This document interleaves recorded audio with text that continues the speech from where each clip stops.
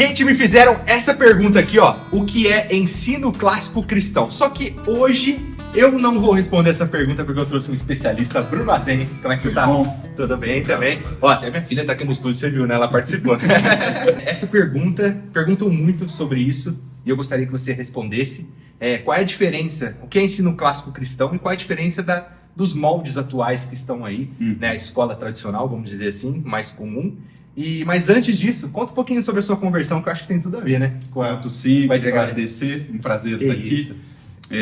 Na verdade, eu cresci numa igreja bíblica, uma igreja que de fato prega o evangelho, mas eu entrava por um ouvido e saía por outro. Aí, aos 15 anos, abandonei, saí, mas o Senhor sempre me incomodava. Eu nunca virei maluco do mundo, essas coisas, né?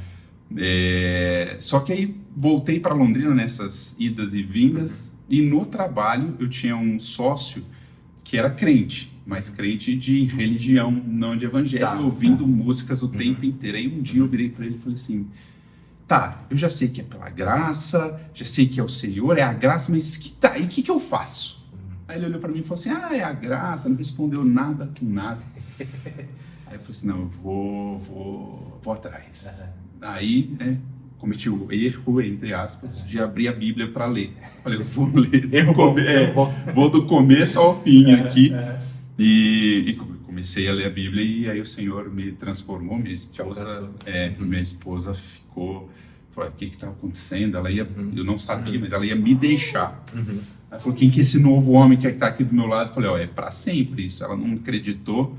Aí hoje, graças a Deus, ela também foi alcançada pelo Senhor. Graças a Deus. Então você veio primeiro, então, Piala? Eu vim primeiro. O Senhor chamou você primeiro. O primeiro. Senhor me trouxe primeiro para o meu Senhor. Ela demorou uns aninhos lutando ainda, mas a graça, ela é irresistível. É verdade. Então, não tem como recusar o Senhor. Graças a Deus. Graças ao Senhor, exatamente. E qual que é a diferença do ensino clássico cristão? Primeiramente, o que é isso? E qual é a diferença para as escolas atuais? Quando a gente fala de ensino, educação, até o termo mais correto seria educação, porque ensino é você transmitir uma informação. Educar é você formar um ser humano como um todo. Então, esse é o conceito. Até os gregos usam um termo que é paideia, que de fato uma enculturação. Você formar desde as virtudes, o intelecto, o coração, o espírito, o corpo. Então, é você de fato fazer isso de uma maneira completa. E quando nós falamos de educação cristã, propriamente dita, nós estamos falando de uma educação que tem como base o Senhor Jesus Cristo e a Palavra de Deus. Então não é uma educação que tem aula de religião às quintas-feiras. Perfeito. Não tem a oração às sextas. Nós temos capelão, logo somos cristãos. Até tem uma história que fala assim, né? Você visita uma escola, ela tem a placa de cristão, porque hoje conservadorismo chama aluno. Sim, exatamente. E quando você entra, ela é cristão, só não a ponto de comer. Né? Como assim não a ponto de comer? É a história do o filho que não gostava de jiló, ia visitar uma tia importante, a mãe falou para ele assim: você come tudo que te apresentar. Não reclama, você não me faça passar vergonha. Aí o menino chegou, serviu o quê? Jiló. E todo mundo comenta, o menino quieto, não reclamou, mas o prato cheio. Aí a tia virou assim: mas meu filho, você não gosta de jiló? Gosto de jiló, só não a ponto de comer. Então, a gente vê algumas educações que são cristãs, só não a ponto de comer. Não é de fato a vida da escola, né? E a educação clássica é você trazer isso, claro, elevando a excelência de tudo. Então, para falar assim, qual é a principal diferença entre o moderno e o clássico? O moderno, ele tem o homem, o aluno, como centro de todas as coisas. Perfeito.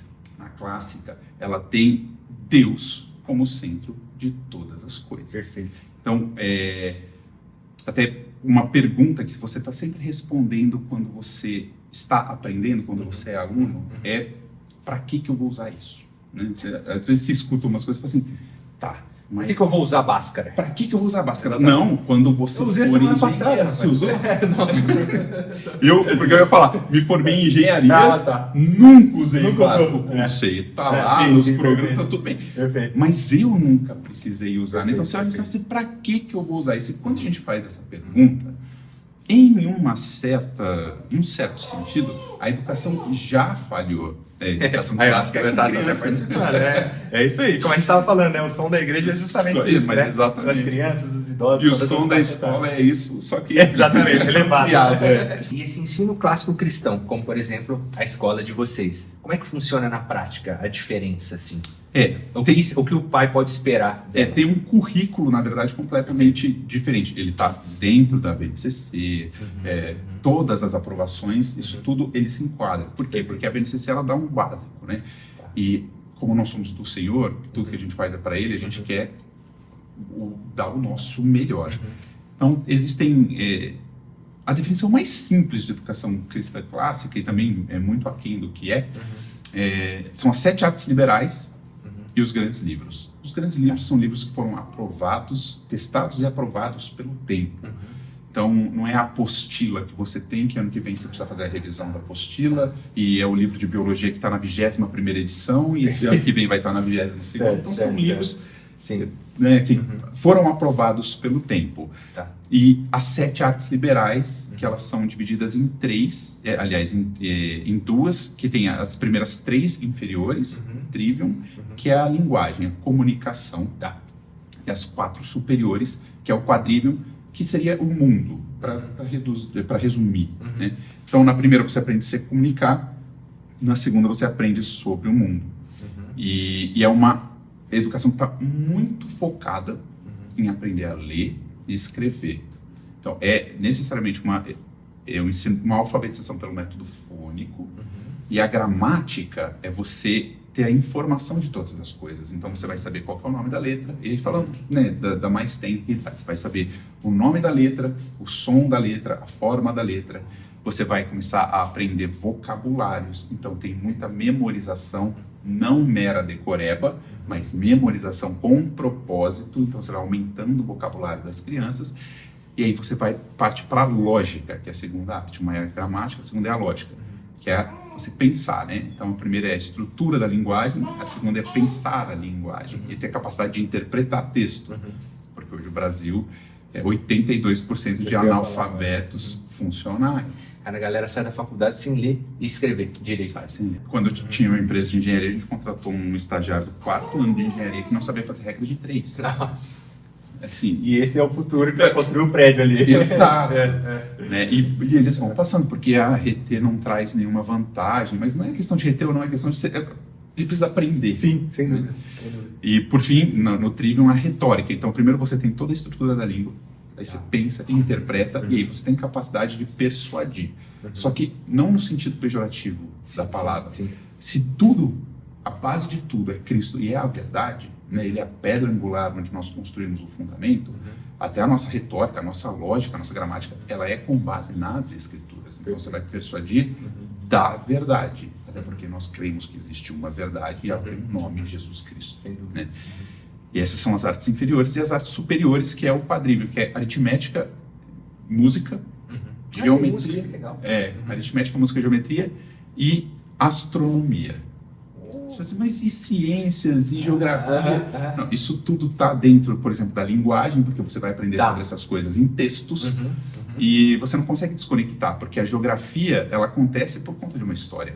Aquele país, por exemplo, tem aquela fronteira por quê? Aconteceu uma história ali. Perfeito. E a história, ela também delimita a geografia, ela acontece em um local. Né? Então você não consegue distinguir muito, separar, desassociar completamente. Então isso tudo acontece dentro da linguagem. E dentro também do quadrivium, do descobrir o mundo. É legal o quadrivium porque tudo que existe no mundo pode ser decodificado em números.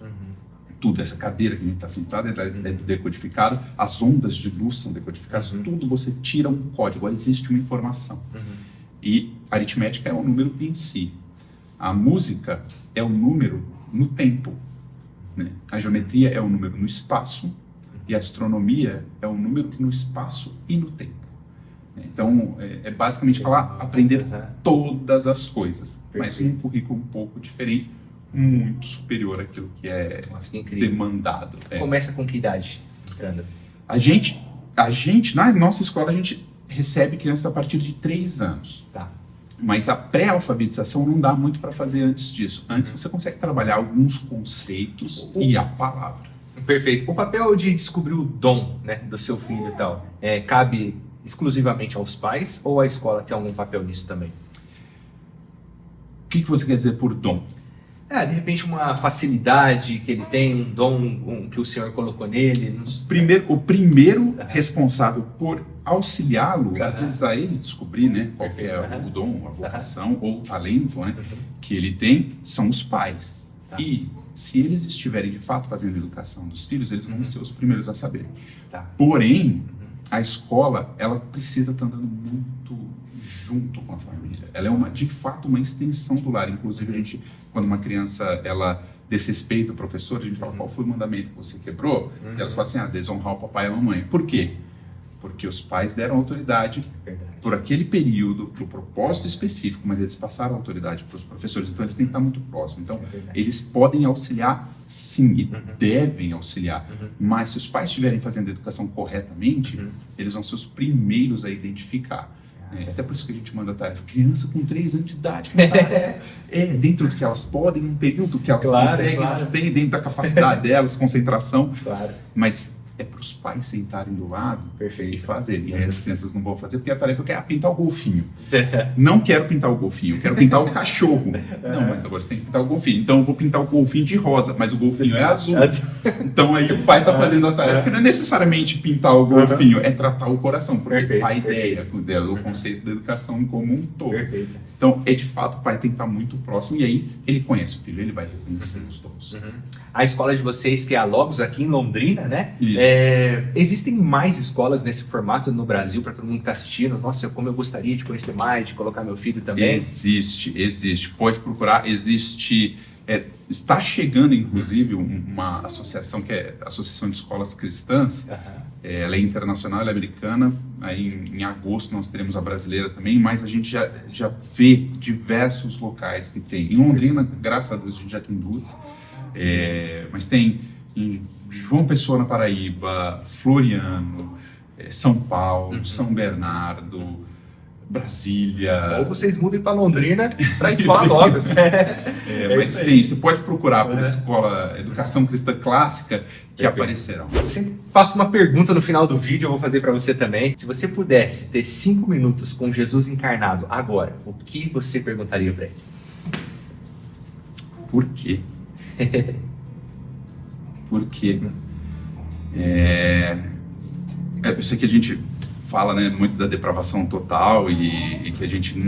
Mas, assim, quando eu olho para mim, eu ia perguntar por quê. Mas isso já é uma prova também, já é uma amostra da depravação que eu estou fazendo sobre mim. E ele não fez, não é sobre mim, né? Efésios vai dizer, ele fez isso para manifestar nos tempos vindouros a suprema riqueza da sua graça para conosco. Mas eu queria entender isso. Para mim não faz sentido um Deus se encarnar, sofreu o que sofreu por um inimigo. Exatamente. Na minha cabeça. Quero isso, nossa. Exatamente. Tamo junto, viu? Ele foi que agradeço. Todas as informações. Quer deixar algum site, um contato, um Instagram pra galera? Pode ser, o Instagram da escola é Escola Logos PIB, né? PIB, de Primeira Igreja Batista. É isso aí. Valeu, gente, e até o próximo vídeo. Tchau!